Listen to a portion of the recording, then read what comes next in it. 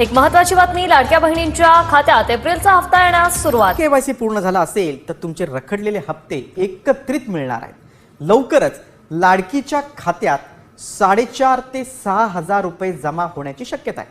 पाहूया या संदर्भातील एक खास रिपोर्ट। वितरण आहे त्याची सुरुवात केली 3 दिवसामध्ये गेलेला आहे। आजही पहाटेच्या वेळेला काही डिस्बर्समेंट्स डीबीटी झालेले आहेत, त्या संदर्भातला सविस्तर आकडा हा संध्याकाळपर्यंत येईल। पण साधारणपणे 1 कोटी महिलांना जो आहे तो या 3 दिवशी जो आम्ही लाभ वितरित केला, डीबीटी केला, त्याच्यामध्ये गेलेला आहे।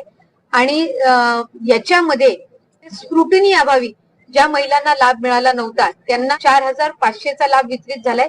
काही महिला आहेत ज्यांना ज्या पद्धतीनं ते आहे, अजूनही अनेक महिला अशा आहेत ज्यांचा आधार सीडिंग झालेला नाहीये आणि म्हणून त्या पात्र असून सुद्धा आधार सीडिंग न झाल्यामुळे त्यांना लाभ मिळत नाहीये।